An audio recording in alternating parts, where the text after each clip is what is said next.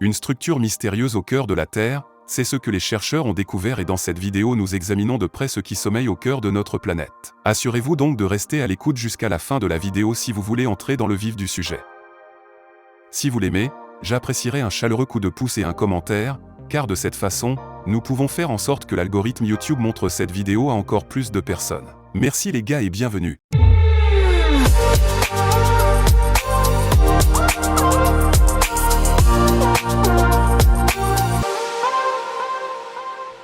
Je trouve l'intérieur de la Terre presque aussi excitant que l'espace extra-atmosphérique. La pensée que non seulement au-dessus de nous, mais aussi en dessous de nous, un monde complètement inconnu attend d'être découvert par nous est fascinante, n'est-ce pas? Incidemment, cela s'applique également aux océans, dont nous n'avons même pas complètement cartographié le fond. Écrivez-moi dans les commentaires ce que vous trouvez le plus excitant, l'espace extra-atmosphérique ou notre Terre, avec ses mers mystérieuses et ses structures internes. Si l'intérieur de la Terre n'est pas votre cœur de métier, voici à nouveau la structure de notre planète. La Terre se compose de 3 couches principales: la croûte, le manteau et le noyau. Ces couches varient en densité et ont des propriétés chimiques et physiques différentes, qui sont influencées par des processus géologiques tels que la tectonique des plaques et le volcanisme. Aujourd'hui, nous nous intéressons principalement au noyau terrestre, la couche interne, qui est constituée de fer et de nickel et à une température confortable d'environ 5500 degrés Celsius. Jusqu'à présent, les géologues ont supposé que le noyau peut être divisé en 2 zones, le noyau externe et le noyau interne. Le noyau externe a une épaisseur d'environ 2300 km et est liquide, tandis que le noyau interne est solide et ne mesure que 1200 km de diamètre. Jusqu'ici, si facile. Mais il y a un tout petit problème avec ce schéma de la Terre, et c'est faux. Des chercheurs australiens l'ont maintenant découvert en utilisant des mesures sismiques. Puisque la vraie vie est différente de mon jeu préféré Terraria, vous ne pouvez pas creuser directement jusqu'au cœur de la Terre. Il faut l'explorer indirectement. Cela fonctionne via des ondes sismiques, qui sont principalement déclenchées par des tremblements de terre.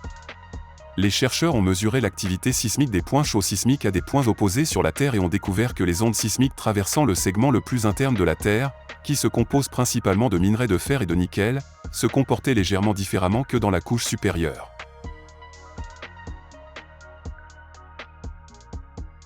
Mais comment lire des informations précises à partir de telles ondes sismiques? Le mot-clé est anisotropie. Mama, l'homme étrange d'Internet utilise à nouveau d'étranges mots étrangers. Rassurez-vous, ce n'est pas si compliqué. L'anisotropie décrit essentiellement que les propriétés d'un matériau ou d'un système sont différentes dans différentes directions. Exemple simple, le bois. Blague à part, voici un vrai morceau de bois. Le bois est anisotrope car il a des propriétés différentes dans différentes directions. Par exemple, il est généralement plus rigide et plus résistant dans le sens longitudinal que dans le sens transversal. Mais qu'est-ce qu'un morceau de bois anisotrope a à voir avec le noyau de la Terre? Beaucoup. Lorsque les ondes sismiques traversent le noyau terrestre, elles se comportent de manière anisotrope car les propriétés physiques du noyau sont différentes dans différentes directions. En particulier, la vitesse à laquelle les ondes sismiques traversent le noyau dépend de la direction.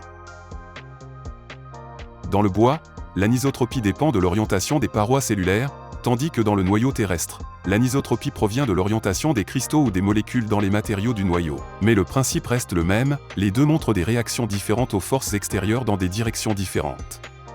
Ce qui est étudié en sismologie et en sciences des matériaux afin de mieux comprendre les propriétés, par exemple dans le noyau terrestre. Comme la recherche d'un morceau de bois n'est pas si excitante, l'équipe de recherche a tout essayé avec le noyau terrestre et a trouvé quelque chose de vraiment incroyable. Environ 200 tremblements de terre mesurant plus de 6 sur l'échelle de Richter ont été étudiés, notamment un séisme de magnitude 7,9 qui a frappé la nation pacifique des îles Salomon en 2017.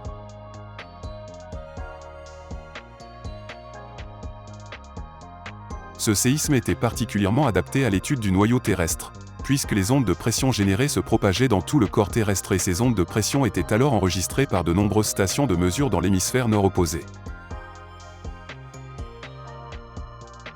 Les chercheurs écrivent « Nos résultats renforcent la preuve d'un noyau le plus interne distinguable de manière anisotrope et de sa transition vers une enveloppe externe, qui pourrait être un enregistrement fossilisé d'un événement mondial majeur dans le passé. » Pour les gens normaux, c'est-à-dire les non-géologues, formulé, vous avez découvert un noyau terrestre miniature dans le noyau terrestre.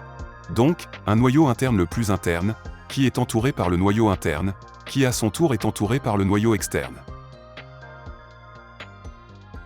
Un peu comme les poupées matryoshka russes, où il y a toujours une poupée plus petite à l'intérieur des autres. Dans cette illustration, vous pouvez voir comment vous pouvez imaginer le noyau interne le plus profond de la Terre. Un petit noyau séparé qui est clairement séparé du noyau interne. Malheureusement, la terminologie est maintenant très confuse et je pense que le noyau interne le plus profond est une description assez stupide, mais malheureusement il n'y a pas encore de meilleur nom. Si vous avez une idée pour un nom plus approprié pour le noyau interne le plus profond, faites-le moi savoir dans les commentaires. Dans tous les cas, les chercheurs ont également pu obtenir des informations détaillées sur le noyau le plus interne à partir de l'évaluation des données sismiques. Il mesure probablement environ 650 km et est fait de fer pur. Cela soulève à nouveau de nouvelles questions. Si le noyau interne le plus interne et le noyau interne sont en fer massif, alors pourquoi deux structures distinctes ont-elles évolué ?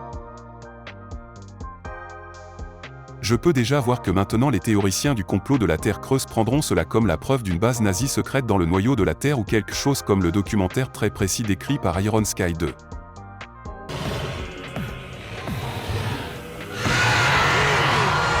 Explorer le noyau terrestre est important pour mieux comprendre la formation et l'évolution de la Terre et le fonctionnement du champ magnétique de notre planète. Le champ magnétique terrestre est en grande partie causé par des effets dans le noyau terrestre. C'est ce qu'on appelle la géodynamo.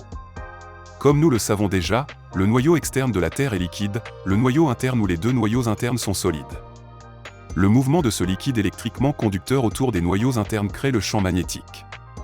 Et le noyau le plus profond de la Terre qui vient d'être découvert pourrait également révolutionner notre compréhension du champ magnétique terrestre. Ceci, à son tour, peut nous apporter des informations sur l'inversion des pôles magnétiques, connue sous le nom de déplacement des pôles, qui peut se produire dans le futur. Les états de recherche, bien que le champ géomagnétique ait pu précéder la naissance du noyau interne, des changements dans les structures du noyau interne peuvent indiquer des changements dans le champ géomagnétique qui peuvent avoir profondément affecté l'évolution de la Terre et de son écosystème.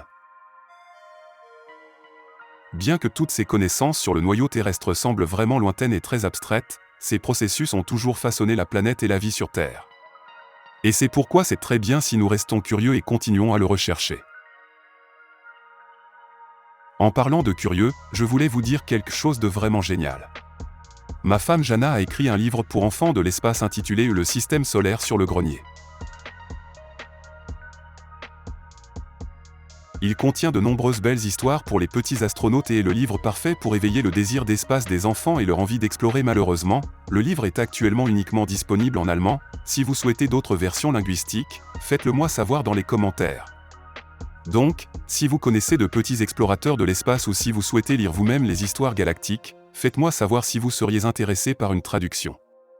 Et comme un petit merci, j'ai aussi une vidéo très excitante pour vous. Vous êtes-vous déjà demandé ce qui se passait réellement avec le Gulf Stream ? Et une nouvelle ère glaciaire pourrait-elle menacer si elle s'arrêtait ? Vous entendez souvent cela et je l'ai regardé de très près. Et je peux déjà vous le dire, rien sur ce sujet n'est comme on le rapporte habituellement.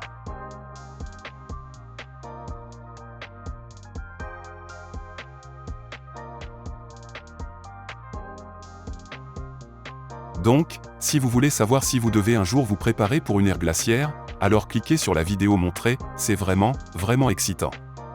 Et comme toujours, arrêtez-vous à la boutique. Sinon, je dirai à la prochaine vidéo. Prenez soin de vous, les amis.